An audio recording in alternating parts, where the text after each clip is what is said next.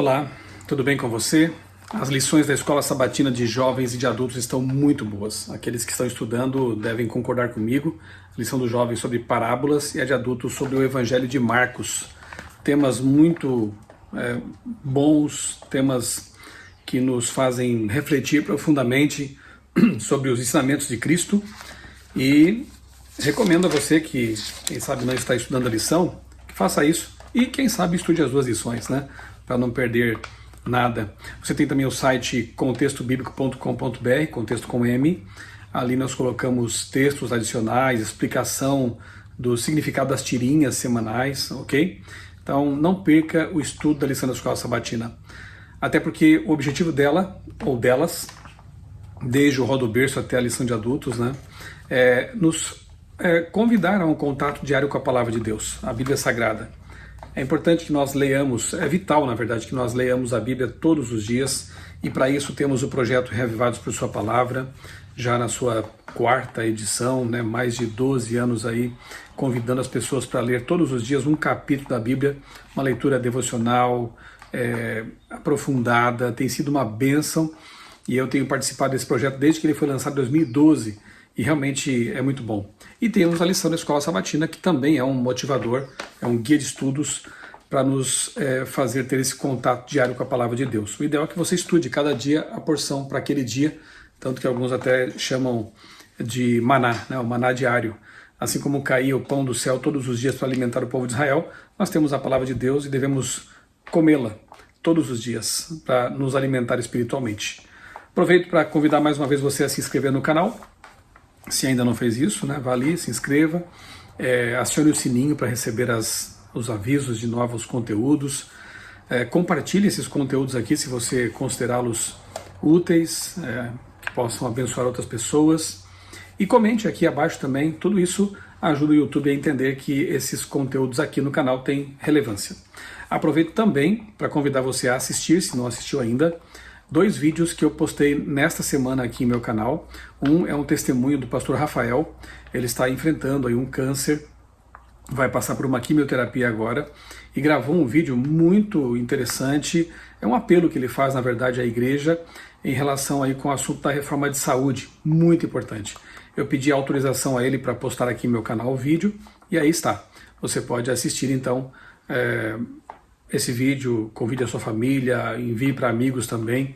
É um apelo muito sério, relevante e importante para os nossos dias. E o outro é um sermão que o pastor, Dr. Paroski, Wilson Paroski, pregou na igreja de Moema recentemente sobre o verdadeiro evangelho de Deus e os evangelhos falsificados que há por aí. Também pedi autorização lá para o pessoal de Moema, o pastor de Moema. Então o vídeo está aí no meu canal para você assistir também em algum momento. Vale a pena meditar, analisar cada palavra aí desse sermão do pastor Paroski, ok? E os outros conteúdos estão aí, né? Eu tenho postado toda semana aí tanto quanto eu posso, né? Quando dá certo, o quadro Notícias da Semana. Por enquanto ainda não estamos postando semanalmente aí o nosso quadro Observatório das Origens, porque a doutora Maura Brandão está cursando, está fazendo um curso, né, fora do Brasil, e neste momento ela não tem condições de gravar comigo, mas voltaremos em breve com esse quadro aí, Observatório das Origens, que tem como objetivo divulgar o criacionismo, dar visibilidade a conteúdos científicos com a ótica criacionista, ok? Dito isto, vamos então para a lição da Escola Sabatina desta semana, a lição 6 de adultos, que tem como título De Dentro para Fora. E ela analisa, entre outras coisas, um texto que é muito mal interpretado, muito mal entendido por evangélicos e outros aí, quando Jesus diz que, na verdade é o verso principal aqui, né? Marcos 7,15, verso para memorizar, que diz: não existe nada fora da pessoa que, entrando nela, possa contaminá-la, mas o que sai da pessoa é o que a contamina. Algumas pessoas usam esse texto para dizer que podemos comer de tudo, né? Não é o que entra pela boca do ser humano que o contamina, mas é o que sai dela. Então nós podemos tomar veneno, podemos beber cachaça, podemos fumar maconha, né? Porque o que entra pela boca não contamina, e sim o que sai. Você percebe como não faz sentido aplicar esse texto fora do seu contexto para assuntos de alimentação? Alguns querem justificar o fato de comerem carnes imundas, né? Beberem o que não devem, segundo as orientações da Bíblia. E aí usa esse texto de forma totalmente descontextualizada, colocando na boca de Jesus coisas que ele não disse. Então isso é muito sério, né? Temos que tomar cuidado com isso. Muito bem, vamos então a esse tema, domingo, tradições humanas versus mandamentos divinos. E, na verdade, o capítulo 7 de Marcos é o capítulo de estudo dessa semana. E uma parte lá do capítulo 8 também. Então vale a pena você ler todo o capítulo 7 ali, de uma sentada, né? Pensar, analisar tudo que foi dito dentro do seu contexto, para quem Jesus falou, com que objetivo, e aí você vai compreender realmente a profundidade desses ensinamentos, né? Então, primeira coisa, nesse texto aí de Marcos 7, 1 a 13, Jesus não está falando de higiene. Não está dizendo que não se deve lavar as mãos, por exemplo, antes de comermos, né? Então, não é esse o assunto, né? O próprio texto fala de pureza. Era uma questão cerimonial, uma questão mais litúrgica, ritual, melhor dizendo, ritual, do que uma questão de higiene, né? Então, os judeus, na época de Jesus ali, os líderes judaicos, eles tinham suas abluções, né, suas cerimônias de purificação, e se quisessem fazer isso, está tudo certo, não há nenhum problema, mas estavam julgando os discípulos e os condenando pelo fato de não adotarem essas práticas que na verdade não são bíblicas, né? Aliás, a gente pode até conferir aqui no texto um detalhe interessante. Abra sua Bíblia comigo aí em Marcos capítulo 7. Marcos capítulo 7. E vamos ver aqui como essa ideia de que Jesus estava indo contra a lei de Moisés, abolindo algum mandamento, ela não se sustenta de modo algum, né? Aqui no verso 7, bom, vamos ler aqui o verso 2, olha. Eles viram que alguns dos discípulos de Jesus comiam pão com as mãos impuras. Não era nem questão de lavar só as mãos, era de questão de impureza ritual, como eu disse, né? Depois, no verso 3, fala de tradição dos anciãos. Não era um mandamento bíblico, né? Não é como Levítico 11, que fala sobre carnes impuras e carnes que podem ser consumidas pelo ser humano porque Deus autorizou ou porque Deus proibiu. Aqui fala de tradição dos anciãos, né? E ainda diz mais aqui no verso 4, e há muitas outras coisas que receberam para observar, como a lavagem de copos, jarros, vasos de metal e camas, até camas, né? Os fariseus e escribas perguntaram a Jesus, por que seus discípulos não vivem conforme a tradição dos anciãos, mas comem com as mãos impuras? Perceba que o tempo todo aqui o texto destaca o fato de que era uma questão ritual e que pertencia à tradição dos anciãos, e não à Bíblia. E aí Jesus responde, né? Em vão me adoram ensinando doutrinas que são preceitos humanos. Ele cita Isaías aqui.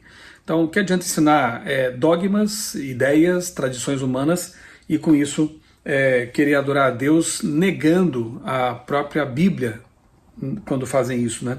Rejeitam o mandamento de Deus, vocês guardam tradição humana, verso 8. E olha só que interessante o verso 9.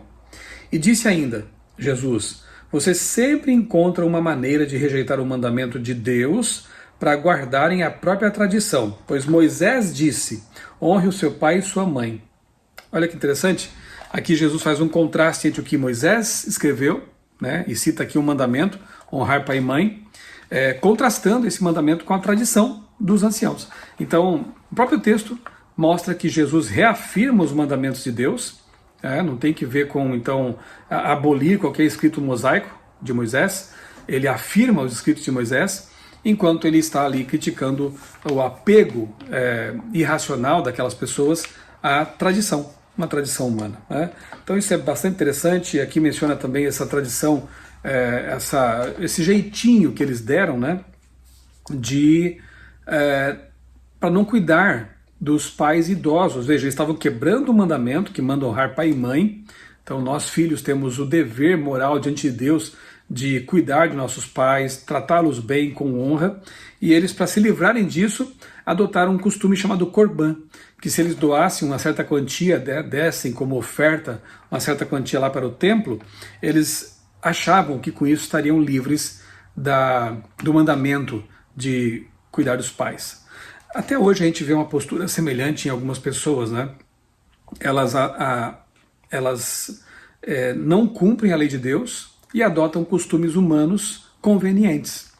Vamos pensar num aqui, em lugar de guardar o sábado, o mandamento de Deus, como Deus manda na Bíblia, você não trabalhando nesse dia em trabalhos remunerados, comuns, cuidando da sua conversação, enfim, tudo aquilo que a gente sabe sobre a guarda do sábado. Adotam um dia que não é o sábado e nem fazem como deveriam, não guardam como deveriam, porque nesse dia fazem de tudo, né?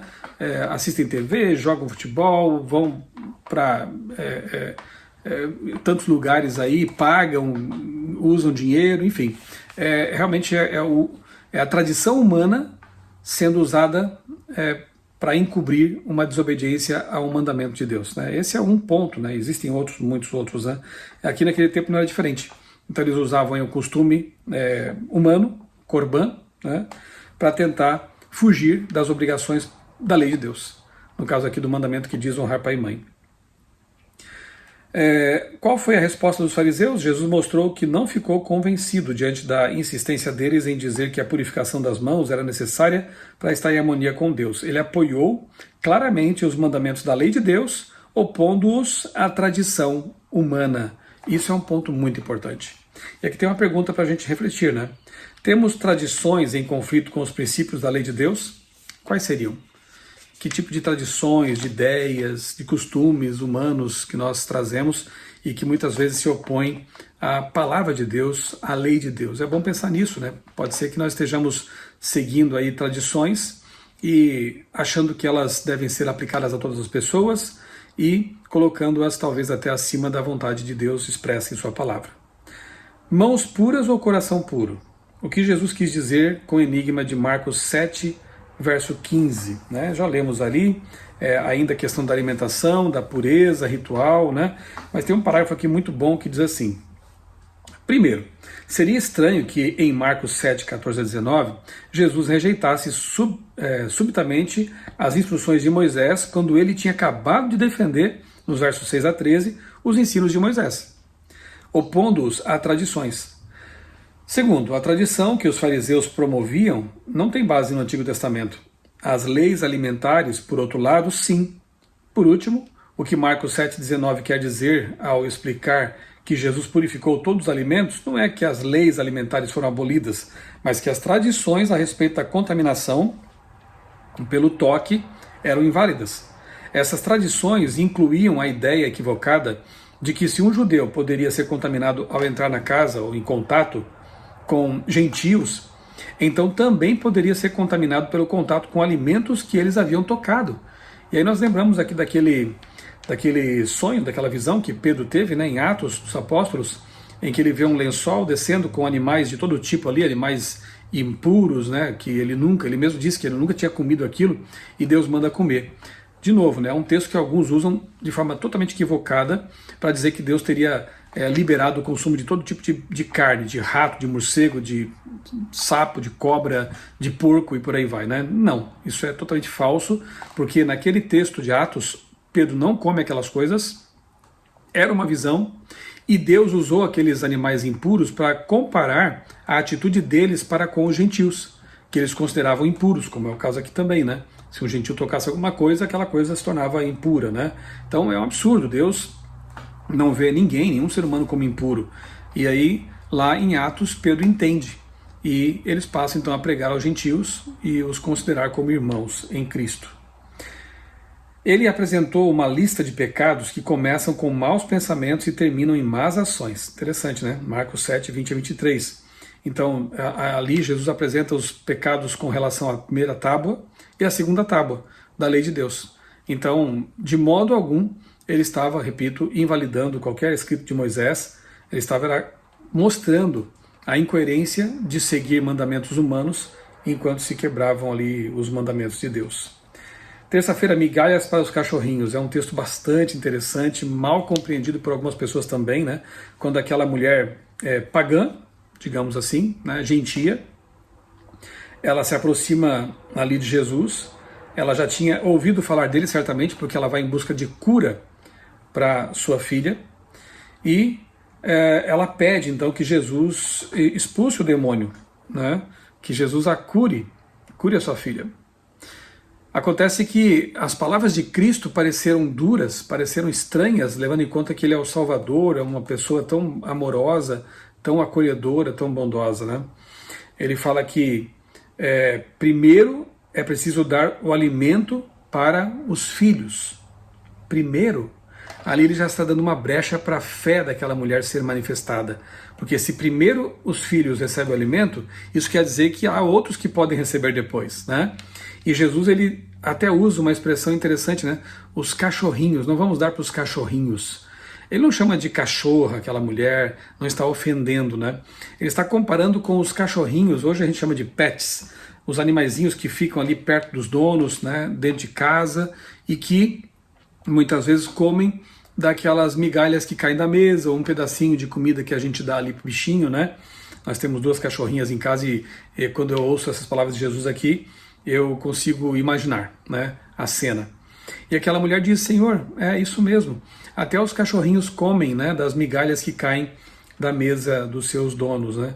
Então, ela não viu isso como uma ofensa, foi uma prova à fé dela e com certeza isso deixou um ensinamento profundo na mente dos discípulos que ainda eram um tanto preconceituosos.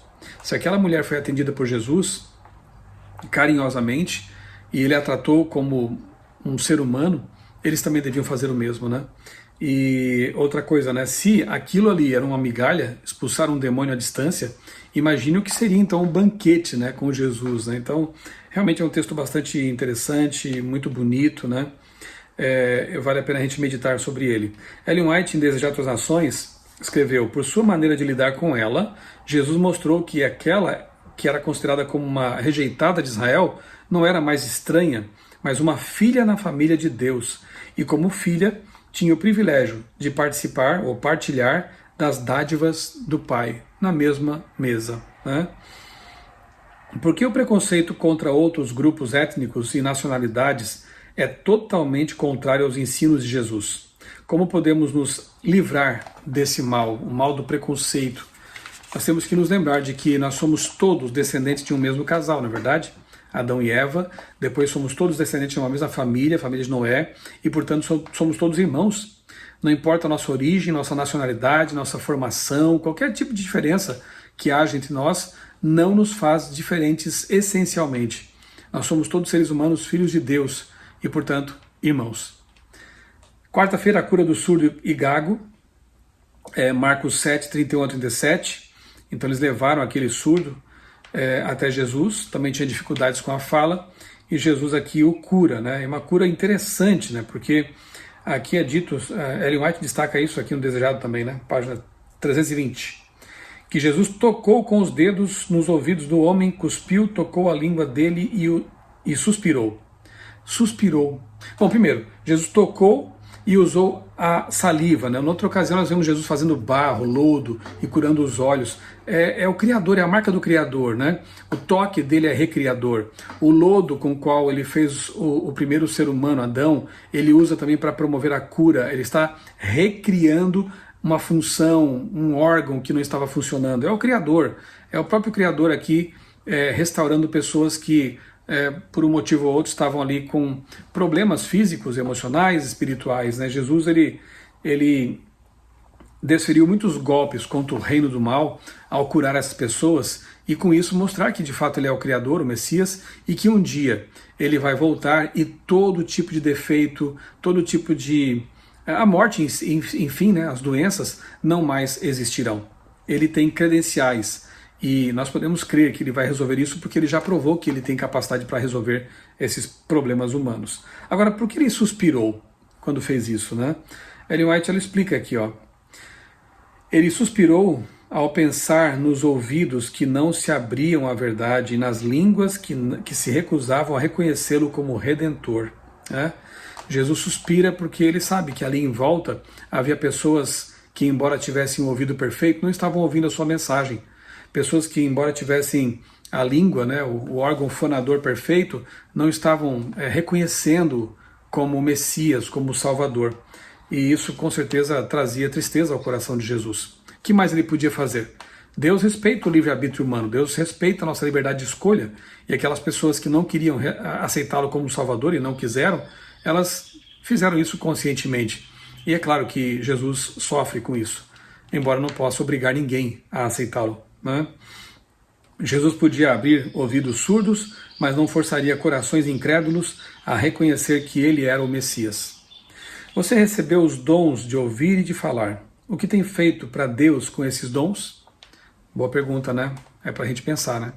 Se nós temos a capacidade da fala, da audição, de poder nos locomover, de poder escrever, o que temos feito com isso, levando em conta que precisamos espalhar a mensagem de Deus ao mundo, precisamos anunciar a volta de Jesus a esse mundo. Use esses dons que Deus lhe conferiu, Deus lhe concedeu para o bem das pessoas e para anunciar o Evangelho do Reino.